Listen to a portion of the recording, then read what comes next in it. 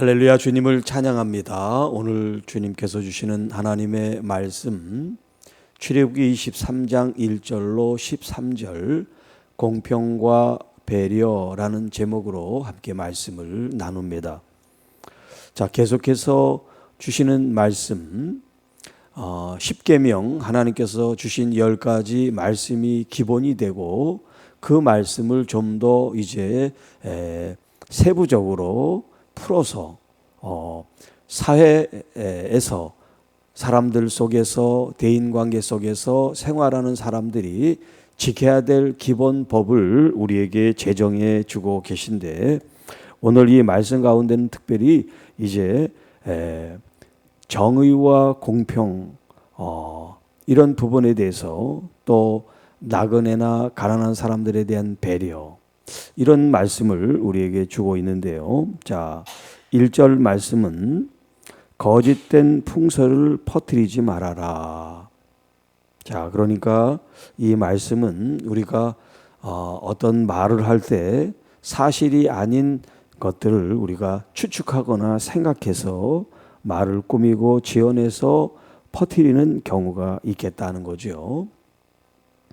자, 또한 악인과 연합하여 위증하는 증인이 되지 말아라. 자, 악인과 연합되었다. 악인이라고 하는 이 말 자체가 뭘 포함하고 있습니까? 진실과는 거리가 먼 거예요. 자기 이익을 위해서는 수단과 방법을 가리지 않는 사람들과 결탁이 되면 그 사람의 주장주의대로 따라가니까 결국 거짓과 또 다른 사람들을 음해하고 이런 악한 일을 도모하기 때문에 사실이 아닌 것에 증인이 되지 말아라. 그래서 위증, 거짓을 증거하는 게 위증이죠. 그런 위증하는 증인이 되지 말라. 자, 또 다수를 따라 악을 행하지 말며 송사에 다수를 따라 부정한 증언을 하지 말아라. 자, 다수라고 하는 것은 힘의 논리에 의해서 또 어떤 그 이익에 따라서 그 일을 주도할 때 이게 정의롭지 않은데 어떤 그 집단과 어떤 이익을 위해서 같이 이렇게 편이 되어주는 경우가 있을 수 있죠. 그런 것을 하지 말아라. 다수를 따라 부당한 증언을 하지 말아라. 그리고 가난한 자의 송사에 대해서 편벽되이 두둔하지 말지니라. 가난하다고 해서 무조건 가난한 사람 편이 되는 것이 아니라 부자든 가난한 사람들이든 권력이 있든 없든 그걸 떠나서 항상 공평하게 공정하게 하는 것이 중요하다. 자, 그리고 또 4절 5절에는 자, 원수가 나와요. 그리고 미워하는 사람이 나와요. 자, 이 원수가 길을 잃은 소나 나귀를 보거든 반드시 그 사람에게 돌려주어라. 자, 원수라고 생각하니까 우리의 어떤 적대적인 어떤 그런 사람들이라기보다는 이 이웃, 마을 사람들 안에서 지금 일어나는 거죠. 그런 사회생활 가운데, 공동생활 가운데 일어나는 일들을 지금 이렇게 얘기를 하는 거예요. 자, 또 미워하는 사람이 나귀를 이제 싣고 가다가 짐이 이제 넘어졌어요. 그럴 때 혼자 그 낑낑대고 하는 어떤 그런 어려움을 그냥 지나치지 말고 그걸 도와줘라라는 얘기예요. 그리고 또 가난한 사람에 대한 얘기가 또 나오는데 가난한 자의 송사라고 정의를 굽게 하지 말아라. 3절에 있는 말씀 편벽되이 두둔하지도 말고 그리고 정의를 굽게 불의하게 하지도 말아라. 한 모든 대상이 누구냐에 따라서 이게 굽어지면 안 된다는 거죠. 항상 누구에게나 잣대가 기준이 올바르고 또 정의로워야 된다 하는 말씀이에요. 거짓 일을 멀리하고 무죄한 자와 의로운 자를 죽이지 말아라. 죄 없는데 의로운데 어떤 힘의 논리나 이익에 반한다고 해서 그 사람을 제거하고 죽이는 일을 해서는 안 된다. 그리고 뇌물을 받지 말라. 뇌물을 받는다는 거 뭐 이미 정의롭지 못한다는 거죠. 왜 뇌물 받겠어요? 사실이 아닌 것을 사실화 시키거나 그 사람의 어떤 이익을 도모하기 위해서 뇌물을 받는 거니까 이미 뇌물을 주는 사람은 불의하고 악한 사람이라는 뜻이죠. 자, 그래서 뇌물은 밝은 자의 눈을 어둡게 하고 의로운 자의 말을 곱게 하느니라. 자, 하나님께서는 악인을 의롭다 하지 않으신다. 아무리 돈이 많은 사람이든 권력이 많은 사람이든 악한 사람은 악한 사람이지 악한 사람이 의로운 사람은 될 수가 없다. 뿐만 아니라 이방 나그네를 압제하지 말아라. 너희가 애굽 땅에서 나그네 되었은즉 나그네의 사정을 아느니라. 자, 그러니까 가난해 보는 사람은 가난한 사람들의 어떤 그 사정이나 입장을 알게 되고 병든 사람은 또 아픈 사람의 어떤 그런 입장이나 그 아픔을 이해하는 것처럼 이방 나그네라고 해서 떠돌이처럼 그렇게 사람들을 무시하고 압제하고 차별하면 안 된다 하는 말씀이에요. 자, 그리고 이제 10절부터 13절까지는 안식년과 안식일에 대한 말씀이 나옵니다. 자, 6년 동안은 그 땅에서 이제 씨를 뿌리고 또 그 씨를 통해서 열매를 얻고 하는 이런 농사일을 열심히 누구를 위해서? 자신을 위해서 하라는 거예요. 6년 동안. 그러나 일곱째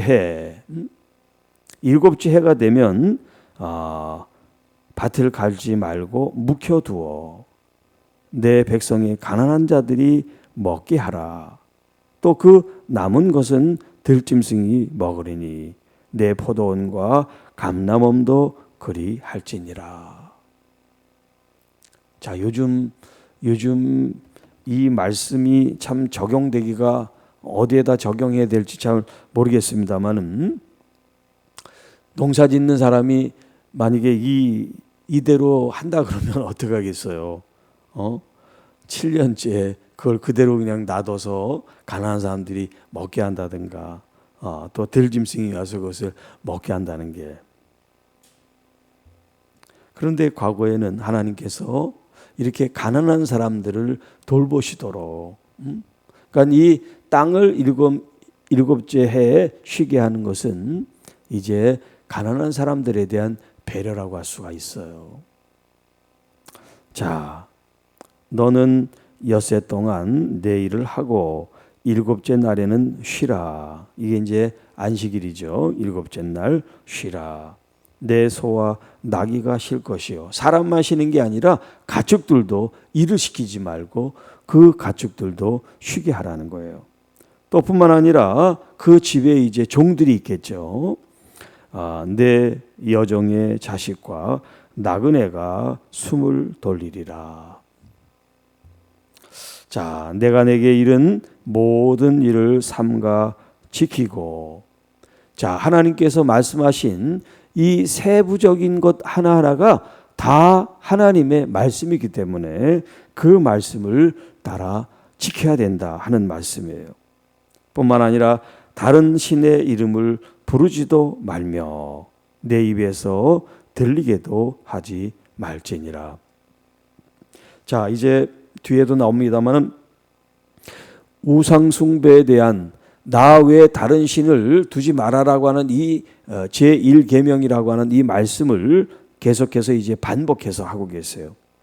중요한 말씀은 이렇게 반복해서 우리에게 말씀을 하고 계신데 이 13절이 그렇습니다. 다른 신의 이름을 부르지 말아라. 여기 이제 좀 번역상 좀 수정했으면 좋겠는데 여기 부르다라고 하는 말이 아니라 기억하다라고 하는 말이에요. 왜냐하면 뒤에 내 입에서 들리게 하지 말라 하는 말은 입 밖에 내지 말아라 그 말이거든요. 그러니까 지금 위에 있는 이 다른 신들의 이름은 또 부르는 거하고 뒤에 있는 말하고 이게 같은 의미니까 원문 그대로 얘기하면 다른 신들의 이름을 기억하지도 말고 너 입에서 입 밖에 내지도 마라, 그런 말이에요. 얼마나 하나님께서 우리 마음속에 하나님이 아닌 다른 어떤 대상, 내가 신뢰하고 믿고 따르고 의지하는 그 모든 대상에 대해서 기억조차 하지도 말고 입 밖에 그 이름도 네 귀에 들리게 하지 말아라 할 정도로 하나님은 질투하는 하나님이라고 말씀하시는 것처럼 오직 우리들이 전념을 다해서 마음과 우리의 뜻과 성품과 힘을 다해서 주님만을 오로지 바라보고 기억하고 생각하기를 원하신다는 거예요. 여러분, 독점이라는 말 있죠. 독점. 독점.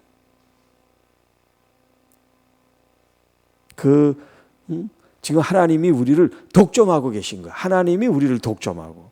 그렇게 하나님이 우리를 사랑하시기 때문에 예수님을 십자가에 내어 주실 수가 있었고, 그렇기 때문에 그 독점적인 그 사랑이 우리로 하여금 또 그런 요구를 하고 있어요. 나만 바라봐라. 나만 바라봐라. 기억하지도 말고, 그 이름은 기억하지도 말고, 그 우상의 이름들은 입 밖에도 내지 말아라. 그래서 말해서 귀에 들리게 하지 말라는 거예요. 여러분, 이렇게 하나님을 믿는 데는 이래도 좋고 저래도 좋은 게 아니에요.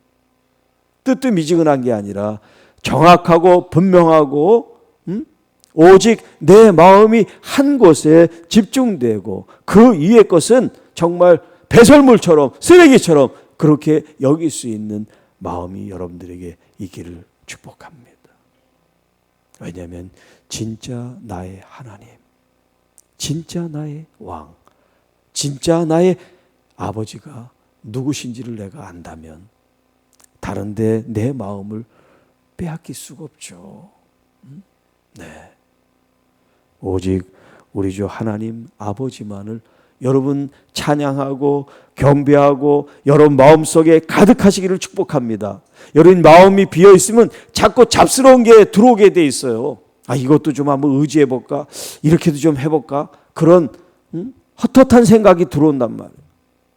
그러니까 여러분 말씀으로 또 여러분이 경배와 찬양 예배를 통해서 또 기도와 간구를 통해서 하나님이 여러분 마음속에 가득 차실 수 있도록 주님이 내 안에 내가 주 안에 가득 충만하게 거하는 그 삶을 추구하는 것, 그게 거룩한 삶이고 그게 바로 신앙의 삶이고 진리를 따라 사는 삶이 될 줄로 믿습니다.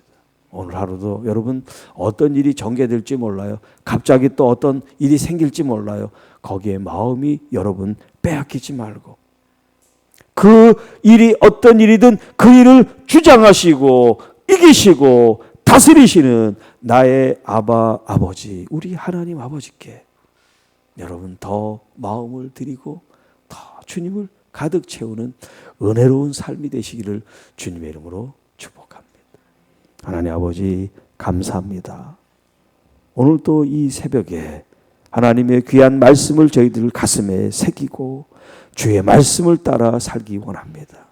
주님, 세상에 염려 근심 많다 하지만 주님, 우리 주님 사랑하며 주님을 갈망하며 주님의 말씀을 내 마음에 채우는 이 일을 다 우리가 열심히 전념하게 하셔서 내게 오는 여러 가지 어려운 일들, 힘든 일, 고통스러운 일들이 찾아올지라도 믿음으로 승리하는 하나님의 자녀들이 될 줄로 믿습니다. 주님, 여전히 아프고 힘들고 고통 중에 있는 우리 가족들 하나님께서 긍휼히 자비를 베풀어 주셔서 모든 아픔으로부터 질병으로부터 자유케 되고 회복되는 은혜가 넘치게 도와주시고 또 우리 교회로 하여금 하나님 임직자를 세우고 하나님 청지기들을 바르게 세워서 하나님의 교회가 더 든든히 서가고 또 하나님의 나라와 영광이 충만하는 하나님의 참된 부흥이 임하는 하나님의 교회가 되도록 역사해 주옵시고 특별히 하나님 이 땅에 방황하고 또 교회를 떠나 주님 하나님 없이 살아가는 많은 사람들에게 우리가 주 예수 그리스도의 이 참된 말씀 진리를 전하고 주께로 돌아오게 하는 구원의 역사, 전도의 일이 흥왕되게 도와주시옵소서. 이 모든 말씀 우리 주 예수님의 이름으로 감사하며 축복하며 기도하옵나이다. 아멘.